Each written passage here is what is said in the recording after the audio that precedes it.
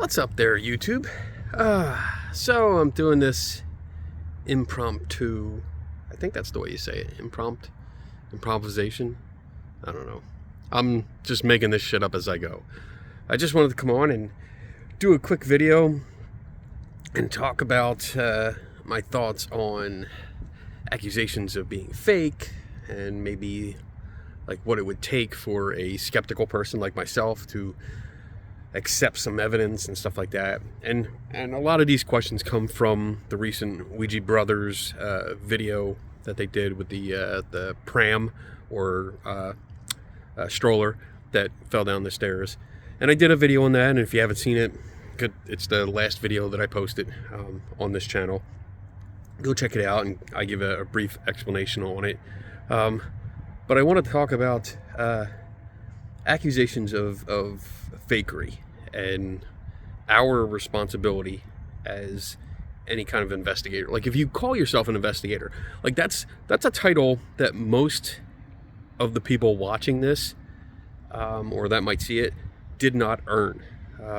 You basically gave it to yourself, and I'm not trying to be mean with this, but that's the reality of it. For me, this was a job title. This is my job title. So I take investigations very seriously. That's why my videos and articles are so in depth. That's why my lectures are in depth, because this is a serious topic for me. It is my job, and I want to be able to present the most accurate information as possible. Again, I'm just talking off the top of my head, so I apologize if I go astray or off topic or on like side quests here. But recently, I've seen an uptick in the accusations from a lot of people, and this is not directed at anyone in particular. I know because of recent events, people are going to say, "Oh, it's probably me," but no, I'm not talking about anyone in particular. Just in general, that there's been an uptick in those that accuse others of fakery, and I guess what I'm trying to say is be careful. That's all. Just be careful when you do that, because there is such a thing called the burden of proof, and the burden of proof is on the one that's making the claim. So if somebody is making any kind of claim, be it that a cleaning solution can take out any stain from laundry, or something like I have a photo of a ghost. I mean, these are both claims, and you can be skeptical of them, because if you're not sure, you have doubts, and that's what skepticism means. You just have doubt about a claim, and so you want evidence. You want the data, the evidence, and you want someone to show their work. So, with that said, with extraordinary claims, the great Carl Sagan taught us that we need extraordinary evidence, and that happens on both sides. So if somebody's making a claim that, something's haunted or a cursed object, or they saw a ghost, they have video of a ghost, or a photo of a shadow figure, or whatever the claim is in our community, it's up to you, who is presenting it, to present all of the evidence and show your work. You have to show everything that you've done, admit and own your mistakes if you've made them along the way. Take criticism, because that's part of this process. I know, like, the ghost hunt community doesn't like criticism, but guess what? If you're going to try to be scientific, it's part of the game. That's just standard procedure. Criticism and critique is part of it. So you have to show your work and be willing to share the data that you have. So if you have original videos, show us the original video. Post the original video, make it accessible to everyone. But that's not what my thoughts here, this video is about. That's not what that's why I'm making this. It's really on the other side, where those of us that look at it and point out the flaws, or see inconsistencies or discrepancies or whatever, we have to be careful when we make the accusation of fakery, because right there you are making a claim. You're claiming that it's fake, and now the burden of proof shifts onto us. or you, if you're making the claim that something is fake. And that's, I mean, when you call something fake, that's somebody that's deliberately deceiving the public, or whoever they're trying to pass this claim off to. So it is up to us to show our work.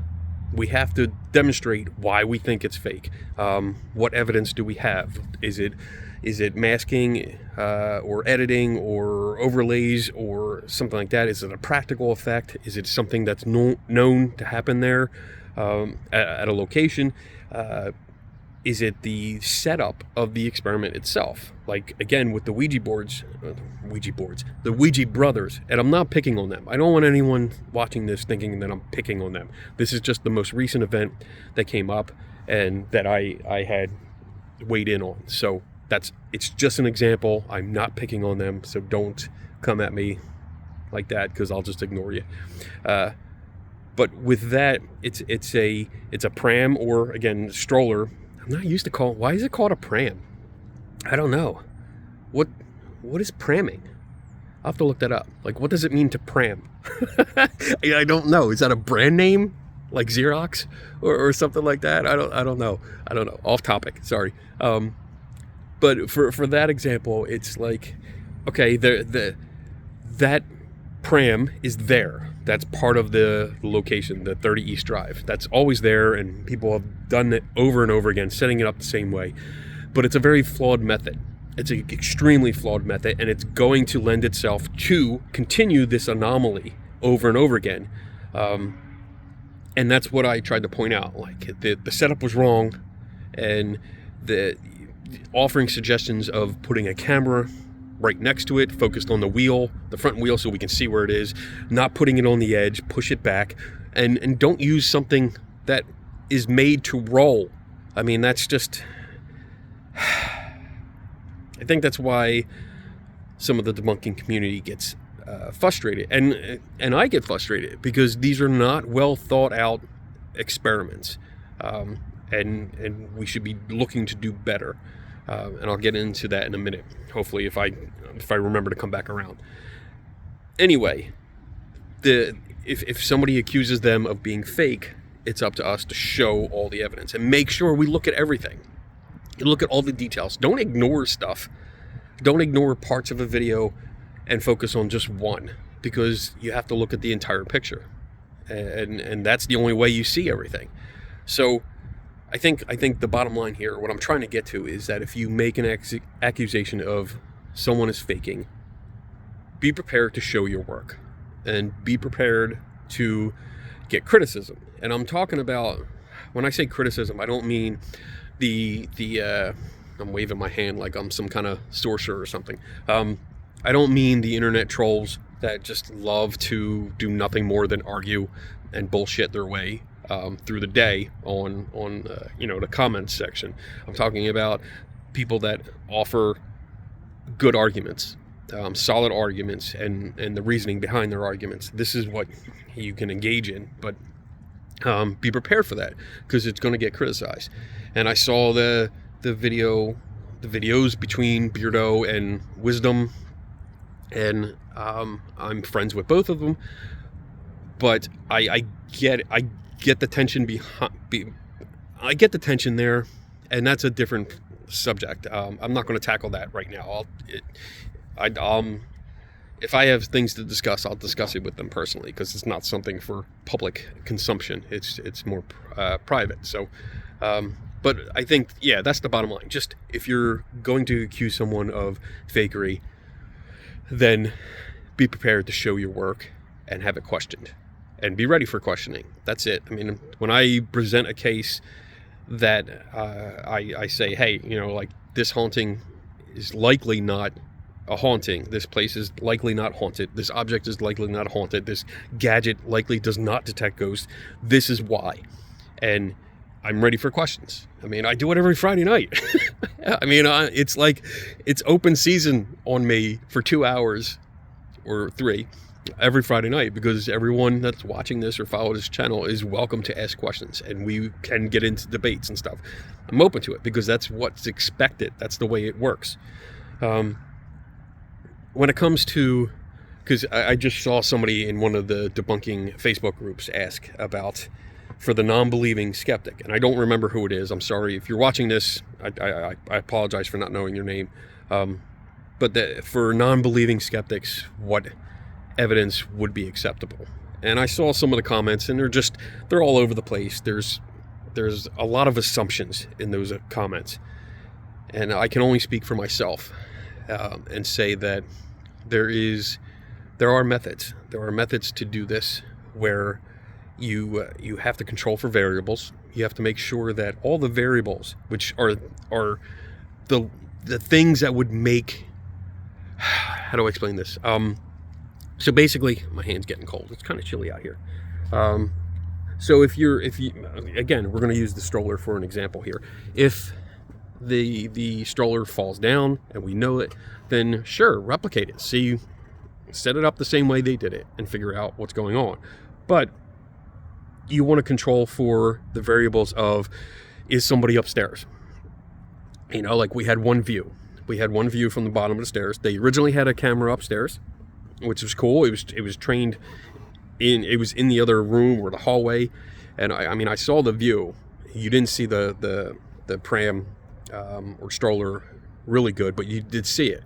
But you want to control for what's up top. You want to see what's up top and anyone that has access to it. And that means having a camera up high looking down on it, because you don't want somebody, the camera from below looking up the stairs, somebody could still crawl over and just tap it, and you wouldn't see them. And it's possible. I haven't been there, but the angle looking up, you could do that. So you want to control for that. You also want to control for any strings or threads that are tied to it, or any kind of string. That's the fishing line. That's the word I'm looking for. Fishing line. Now again, don't go all ballistic on me and saying, oh look, he's saying it's fake. I'm not saying it's fake, but you want to control for that. So honestly, there was no reason for the lights to be out. I think that is a overdone trope of ghost hunting, is that you have to have the lights out. You don't have it, and it should be well lit so that you can actually see it, because when it goes to night vision, some cameras drop frame rate, some cameras are the resolution drops because of the lack of light, and you're not going to see as much detail. And we can see in that video particularly that upstairs was dark, so you want all the lights on. And these are kind of things that we need for a skeptical person like me to start accepting it, or start considering the evidence being presented. Then you really have to step up your game. You can't just have one camera trained on an object that is a full flight of stairs away in the dark and positioned on the edge of a step that is sloped downward. That's not a good experiment. That's a very poor method to rely on. You'd have to set up much differently. And I went into some of the suggestions on the last video, so you can check that out. I'm not going to go into it as much. But you do need to account for anything that you could consider or could conceive of that would affect your experiment. And that's the beginning. That's the beginning. You do it, and if it happens when you control for everything you think of, now you look at the data, and then you try to figure out, what did you miss? What controls can you tighten up? Because maybe something slipped through. And don't leave it alone either.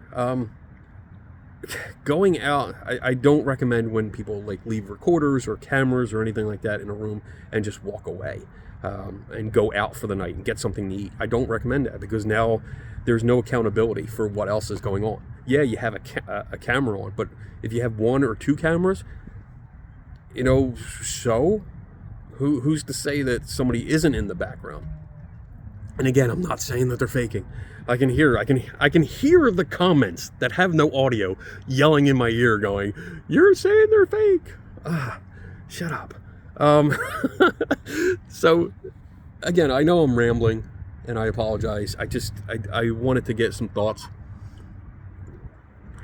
off. I tried this earlier. I was actually over in the center, the patio, and I did a whole recording, 15-minute recording, and then realized the microphone wasn't on. So I was like, damn, I wasn't going to do this again, but I just felt like I wanted to. So I think I don't really know where I'm going with this, except for if you make accusations, remember the burden of proof is on you. Account for everything. Accountability is paramount. You really need to account for every little detail if you're going to present it to people and expect them to believe it. Because, to be honest, and this is going to sound mean, but people that are considered believers usually believe blindly. They don't need a lot of evidence. They need more of a story and just someone telling of an experience, and they usually believe right off the bat. And if it comes to you're trying to prove things or substantiate things through science, that's the wrong way to do it. It's not going to happen. So we can all do better. And I don't know where else I'm going with this. I really don't. But like I said, I just wanted to talk and get this off. I usually do these for like members only, but I figured, just put it out there and see if there's any reaction and stuff. So, or just ignore it. You don't have to. You don't have to comment. It doesn't matter. I gotta get going because I gotta start pre-gaming for tonight's show, which is the Skeptical Help Bar every Friday night at 8 p.m. Eastern Time. If you're not busy, you want to hang out, pour yourself a drink and come join us. So, see you guys later. Bye.